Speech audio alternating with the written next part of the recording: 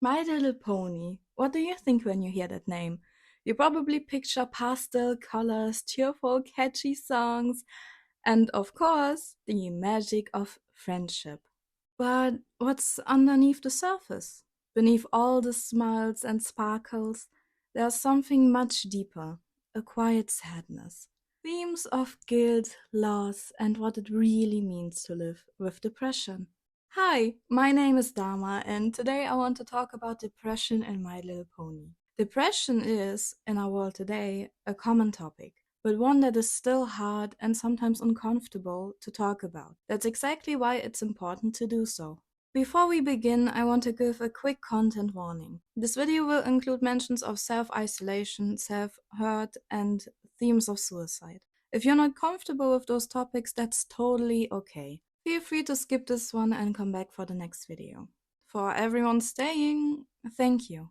Let's get started. So, first of all, what is depression? Depression is a serious mental health disorder that affects millions of people. It's not just feeling sad, it's deeper than that. People with depression can experience everything from heavy mood swings to feeling completely numb. In fact, thousands of people die each year because of depression. So you might ask yourself, how does that fit into a show of pastel ponies and friendship?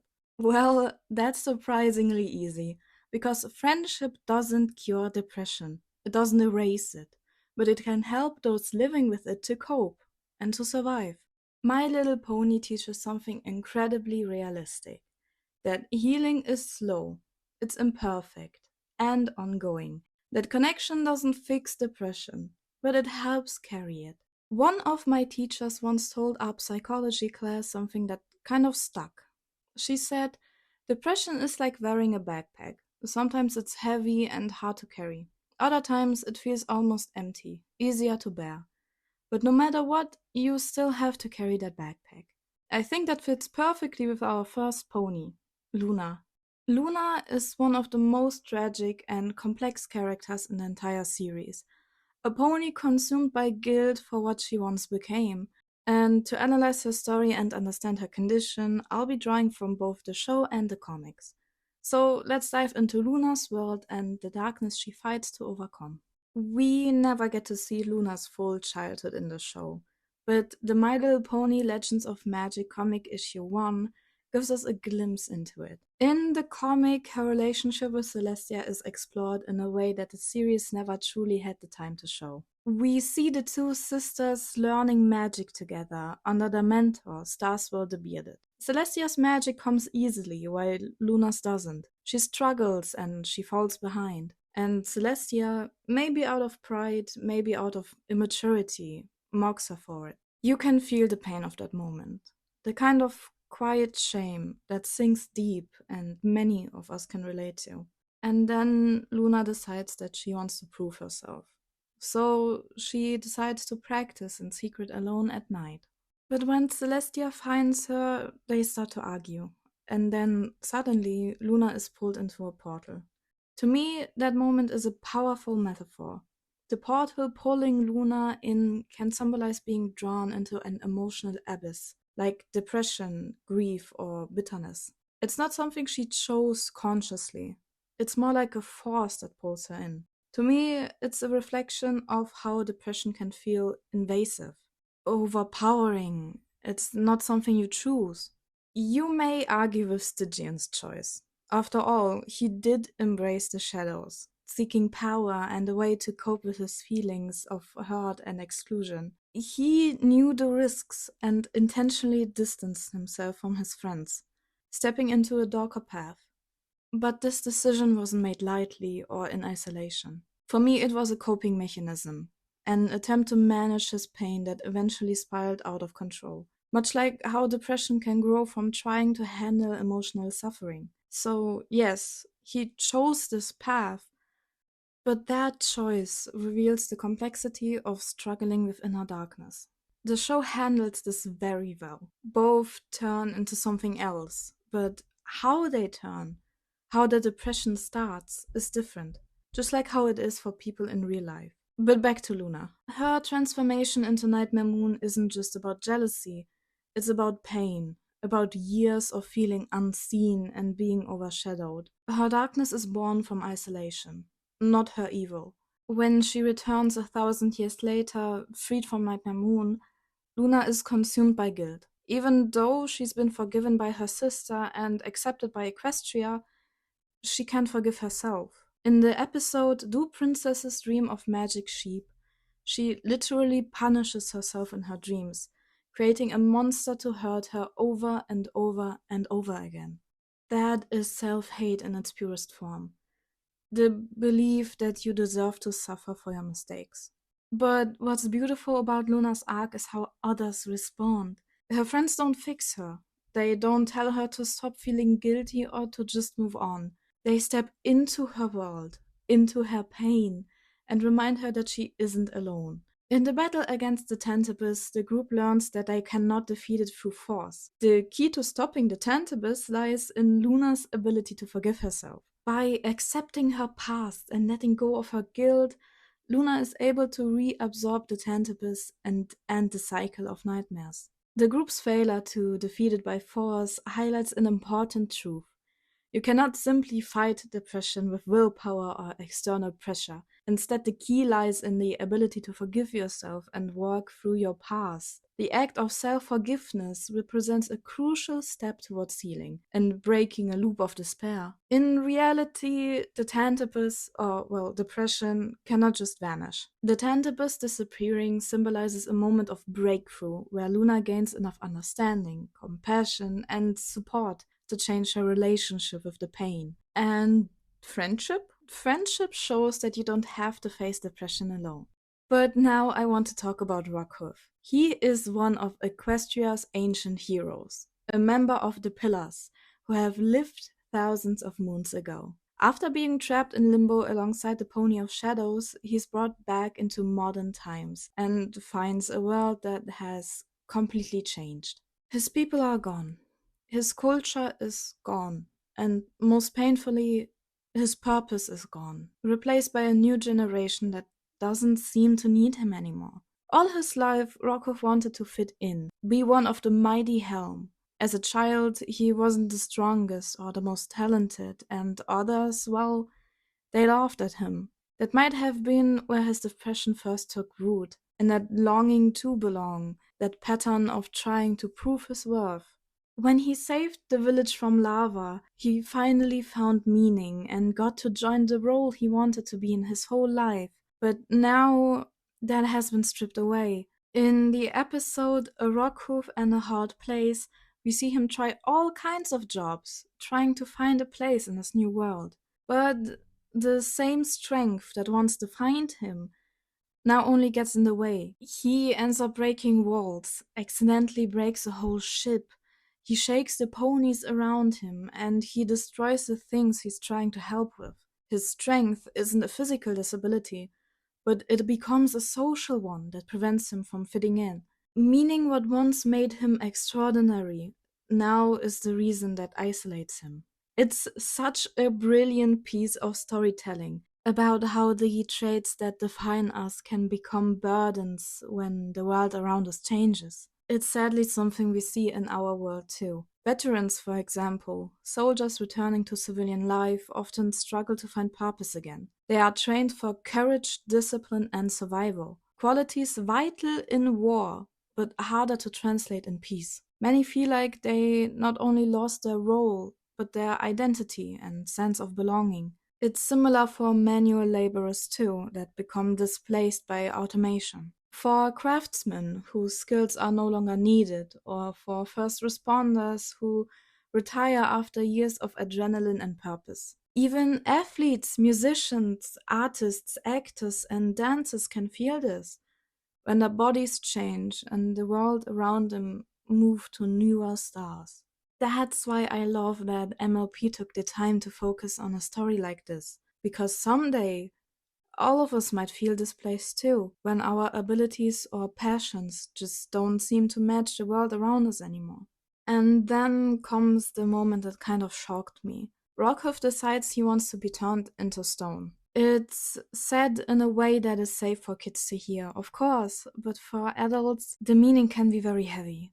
To me, this act symbolizes suicide, or at least the wish to stop existing, to freeze the pain. That impulse to end pain by erasing yourself is one of the emotional roots of suicide thinking. The show represents it symbolically, but the meaning is still deeply real. And yet, the episode handles it with grace. Jonah and Twilight don't dismiss his feelings, instead, they listen. They validate him, show compassion, and not judgment.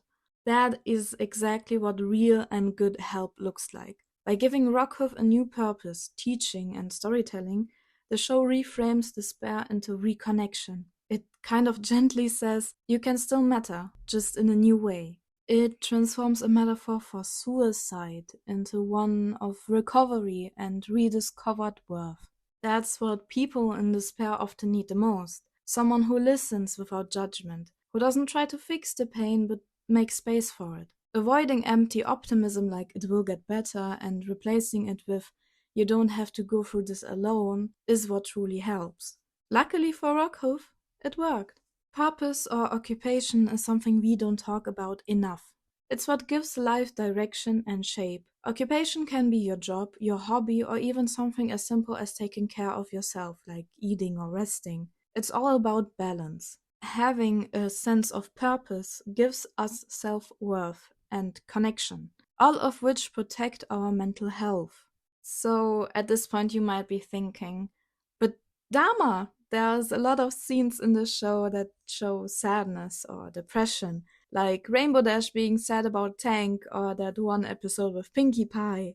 And, well, you are kind of right, but I want to focus specifically on clinical depression. There's a big difference between feeling depressed and having depression. Feeling depressed is normal. It's when you experience sadness or a low mood for a short time, usually in response to stress, loss, or even disappointment, but that often improves with rest or support or just time. Clinical depression, on the other hand, is a serious mental health disorder. These feelings last for weeks, months, and they affect daily life. Sleep, appetite, energy, motivation, and even the ability to enjoy things or how you act with others are affected by it. It often requires professional support and treatment.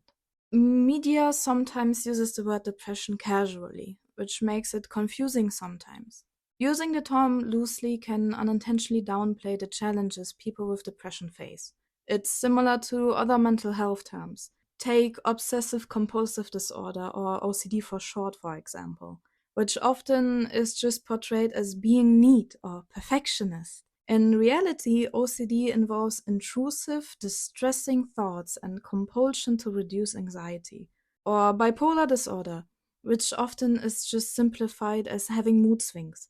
But clinically, it includes full episode of hypomania and depression, which can be severe and disruptive. There are many, many more examples, but I just want to make the distinction clear before we continue, so we can talk about depression and the show more accurately. I also want to mention that while, yes, I am learning to become an occupational therapist, I am not actually qualified to diagnose ponies. These are just, my own opinions and the things that I learned from class. But now to our last pony for this video. Let's talk about Moondancer. She first appears in the episode Amending Fences, and her story is probably one that hits closest to home for anyone who's ever felt abandoned or shut out. Moondancer and Twilight were close friends growing up. They studied together, did experiments, and even had the same haircut, whether that was intentional or not. When they got older, Moondancer decided to let her guard down and throw a little party and invite her friends, Twilight included. But Twilight, caught up in her studies and the events that would take her to Ponyville, never made it. She forgot about the party entirely. Moons later, after Twilight became the Princess of Friendship, we see Moondancer again. Or rather, her home first. And that detail matters. Depression often causes both physical and mental exhaustion. Even small tasks like doing the dishes, folding laundry, brushing your mane can start to feel overwhelming. When you are using all of your energy just to get out of bed, The idea of cleaning and organizing can feel impossible. Our environment often reflects our inner world. A messy house can be like a mirror to the heaviness someone feels inside, and that mess can make things worse, kind of like a feedback loop. The more clutter there is, the more guilty and hopeless you feel. The more hopeless you feel, the less energy you have to clean. And the show captures this beautifully, not through words but through visuals. Munansa's home is messy, it's dimly lit, and it's quiet. It even breaks down in some places. Her appearance tells the same story. Her mane is unkempt and tied back carelessly, and her sweater looks kind of worn and old. It's such a simple but powerful way to show how she feels inside, even before she says a single word. Twilight, in the episode, eventually convinces Moondancer to talk. They walk around Canterlot together, and Twilight brings her to an old, familiar place, the library she used to call home. Two really important things happen here. One, Twilight focuses on what Moondancer enjoys: books. She meets her where she is, using something familiar and comforting as a bridge to get her out of her comfort zone.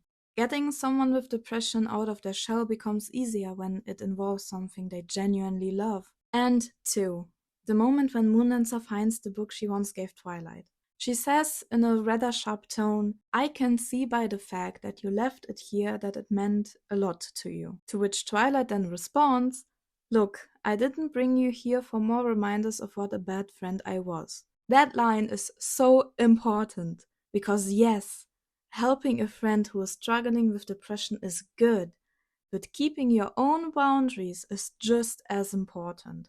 You can't help everyone, and you can't force people to be helped. Twilight here is honest about her limits. You do not have to let a depressed friend say or do what they want.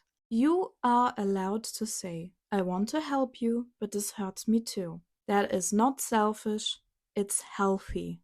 And again, I love that My Little Pony included that little moment of self-preservation. Empathy without boundaries can lead to burnout. Compassion isn't about sacrificing yourself, but it's about staying grounded enough to be there for people you care about. Another thing I really love about Moondancer's story is that it shows how depression isn't always quiet or sad. Sometimes it's angry. Moondancer doesn't just cry, she lashes out. She yells and waves around a stick. She's mean and defensive. And that's such a realistic representation because depression can look different for everyone. We later see Moondancer again in the episode The Point of No Return, when Twilight is trying to return an overdue library book. It's really touching to see that Moondancer is doing better. She's having lunch with a friend, she seems calmer and more open, and even invites Twilight to eat with them. But her appearance hasn't changed much. Her mane is still tied up, and her sweater is still the same. To me, that is perfect. Because change isn't about becoming a new person, it's about growth. Healing doesn't erase what you have been through, but it makes it easier to carry. The backpack gets lighter.